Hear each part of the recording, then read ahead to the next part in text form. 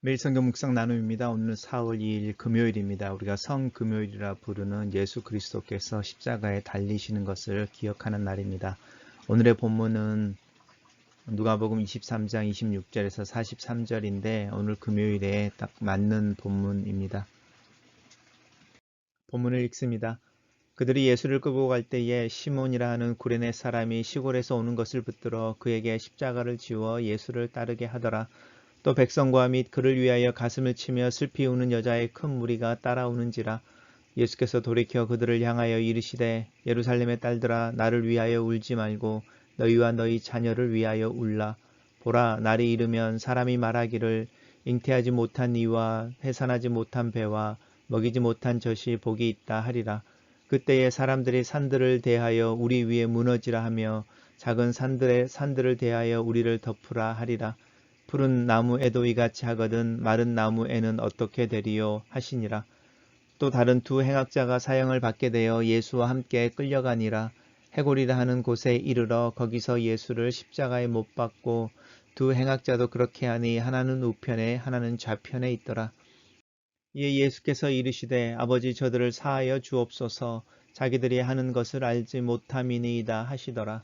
그들이 그의 옷을 나누어 제비 뽑을새 백성들은 서서 구경하는데 관리들은 비웃어 이르되 저가 남을 구원하였으니 만일 하나님이 택하신 자 그리스도이면 자신도 구원할지어다 하고 군인들도 희롱하면서 나와 신 포도주를 주며 이르되 내가 만일 유대인의 왕이면 내가 너를 구원하라 하더라. 그의 위에 이는 유대인의 왕이라 쓴 패가 있더라.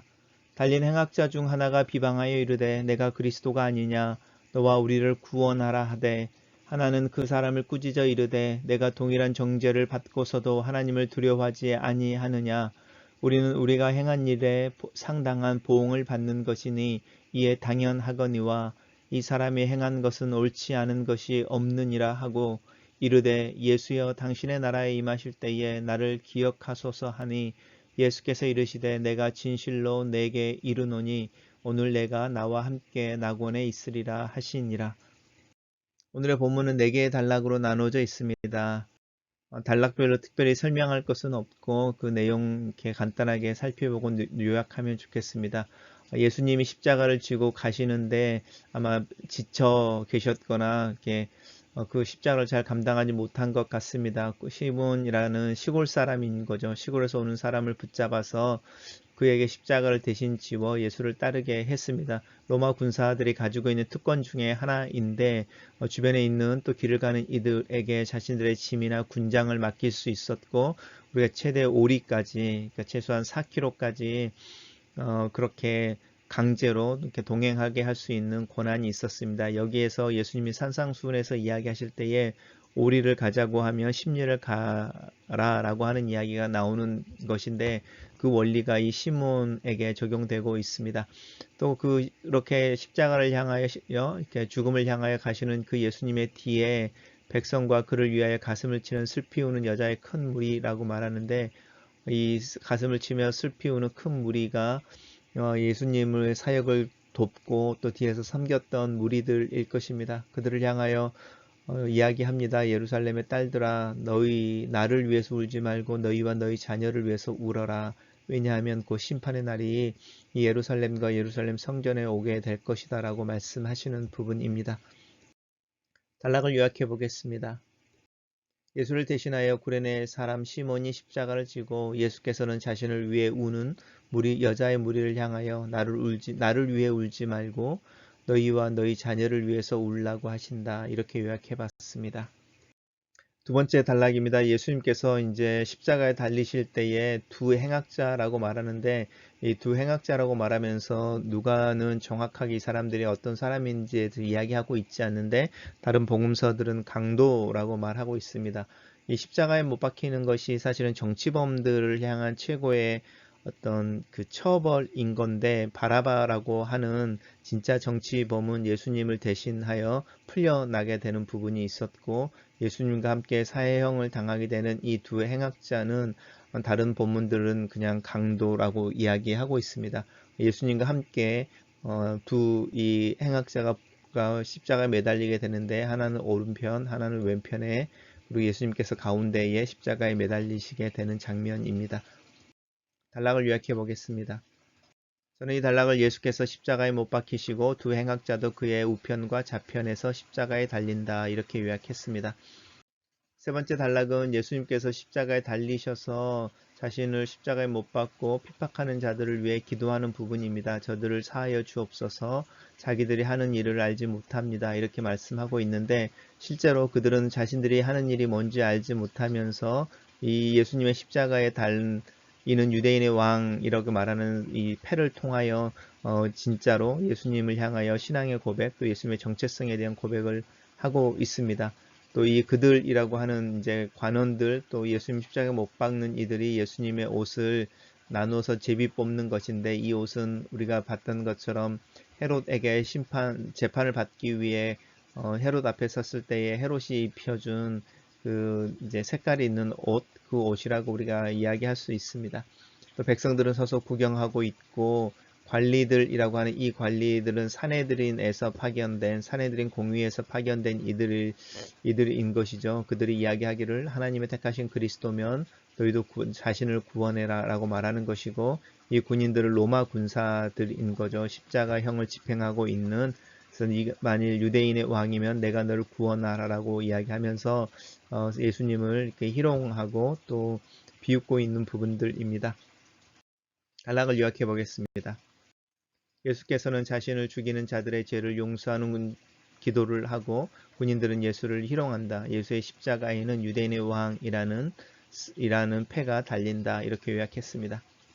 마지막으로 이제 그 예수님 좌편과 우편에 이렇게 십자가에 달려 있는 행악자들이 서로 다른 반응을 하는데요. 하나는 예수님을 비방하여 너와 우리를 구원하라라고 예수님을 도전하고 있고, 또 다른 한 사람은 그 사람을 꾸짖어서 우리가 이제 십자가에 당하는 것은 우리가 행한 일에 상당한 보응을 받는 것이지만 예수님은 옳은데 죄가 없으시 당하고 이렇게 이 죽음을 당하신다라고 말하면서 당신의 나라에 임하실 때에 나를 기억하소서라고 예수님께 요청하고 있습니다.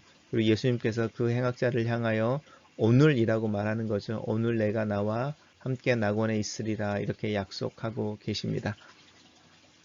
단락을 요약해 보겠습니다.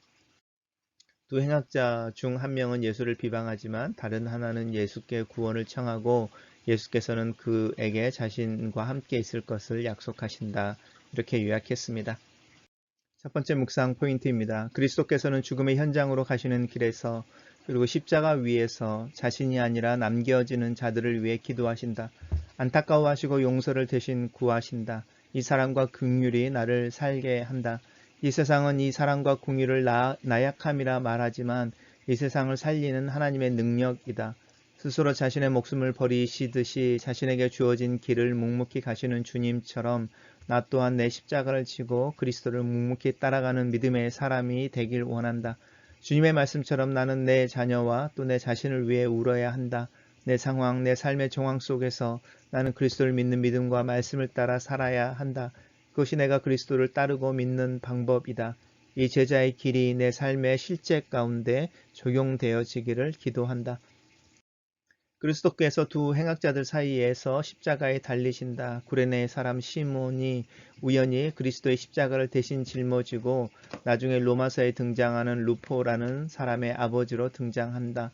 아마도 이 경험을 통해 그리스도의 죽음을 가까이서 지켜보게 되고 그리스도를 믿게 되지 않았을까 생각해 본다. 예수 옆에 달린 두 행악자 또한 그리스도 고난의 증인이 된다.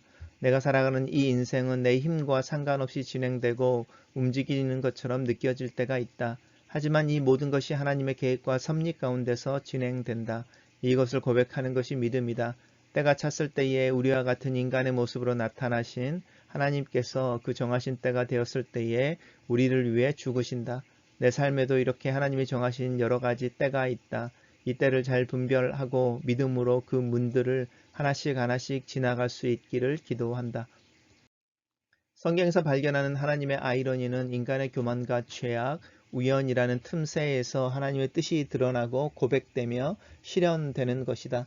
예수 그리스도의 십자가에 달린 유대인의 왕이라는 명패는 그것을 써서 붙인 빌라도의 속마음과 상관없이 또 예수님을 희롱하는 군사들의 모습과 상관없이 예수 그리스도의 죽음에 대한 합당한 이유를 설명하고 하나님의 말씀을 성취하는 결과를 가져온다. 이처럼 내가 인지하던 인지하지 못하던 간에 하나님은 일하시고 나의 작고 사소한 일 속에 그의 계획을 성취하신다.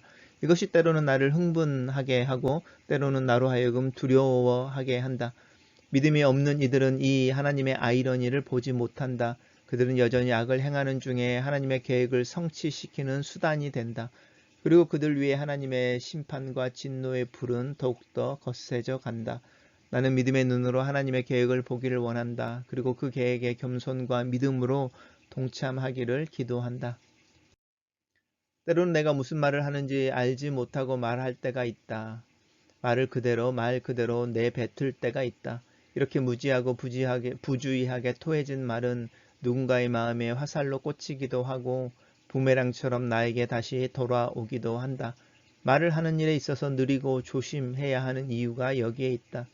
주님께 당신의 나라가 임할 때에 나를 기억하소서라고 요청하는 이 행악자는 예수께서 옳은 것을 행하신 분이었음을 고백한다.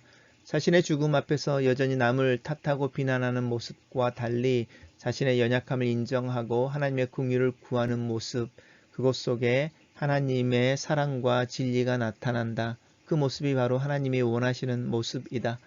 그리스도께서는 죽으시는 순간까지 자신이 만나는 사람들이 누구인지를 드러나게 하신다. 하나님 앞에서 또 주님 앞에서 나는 어떤 모습으로 드러날지 내 마음에 옷깃을 여미는 아침이다. 글로 쓰는 기도입니다. 죽음을 향하여 한 걸음 한 걸음 걸어가시는 주님 옆에 서 있습니다. 다른 이들과 애통하는 이들을 향한 주님의 애틋한 눈빛과 격려의 말씀을 듣습니다. 여전히 무지와 죄의 어둠 가운데 있으며 자신들이 무슨 일을 하는지 알지 못하는 여러 종류의 행악자들과 교만한 자들의 모습을 봅니다. 내 마음속에 또 내 삶 속에 여전히 그들의 모습이 문득문득 보이곤 합니다. 하나님이 이 아침에 내 자신을 겸손하게 합니다.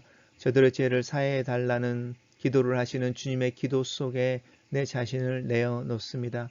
그리스도께서 자신을 기억해 달라 요청하는 이에게 낙원을 약속하시고 함께 있을 것을 이야기하시는 것처럼 이 아침에 내 마음을 겸손하게 하여 하나님의 은혜와 긍휼을 구합니다.